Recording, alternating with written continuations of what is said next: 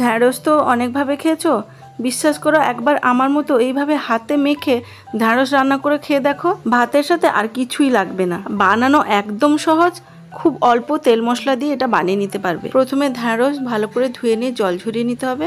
এরপর প্রত্যেকটা ঢ্যাঁড়সের মাথার পেছনটা কেটে নিয়ে ছোট ছোট টুকরো করে কেটে নিতে হবে। এরপর একটা বড় সাইজের বোলের মধ্যে 2 চা চামচ টক দই, স্বাদ মতো নুন, ধনে গুঁড়ো, জিরে গুঁড়ো, হলুদ গুঁড়ো, লঙ্কা গুঁড়ো আর হাফ চামচ মতো রসুন বাটা দিয়ে ভালো করে সমস্ত কিছু মিশিয়ে কেটে রাখা ঢ্যাঁড়স দিয়ে দিলাম। এরপর চেরা কাঁচা লঙ্কা আর পেঁয়াজ কুচি দিয়ে সব শেষে 3 চা চামচ সর্ষের তেল দিয়ে সমস্ত কিছু ভালো করে মেখে নিয়েছি। এরপর গ্যাস অন করে কড়াই সর্ষের তেল গরম করে গোটা জিরে ফোড়ন দিলাম। ফোড়ন ভাজা সুগন্ধ বেরোলে মশলা মাখানো ঢ্যাঁড়স দিয়ে ঢাকা চাপা দিয়ে দিলাম। হাফ কাপ মতো জল দিয়ে বাটিটা ধুয়ে ওই জলটা দিয়ে দিয়েছি। ঢাকা দিয়ে লো হিটে 7 থেকে 10 মিনিট রান্না করলেই তৈরি হয়ে যাবে সুস্বাদু ঢ্যাঁড়স মাখা। তোমরা বাড়িতে অবশ্যই এটা বানিয়ে খাবে। আজকের মতো টাটা।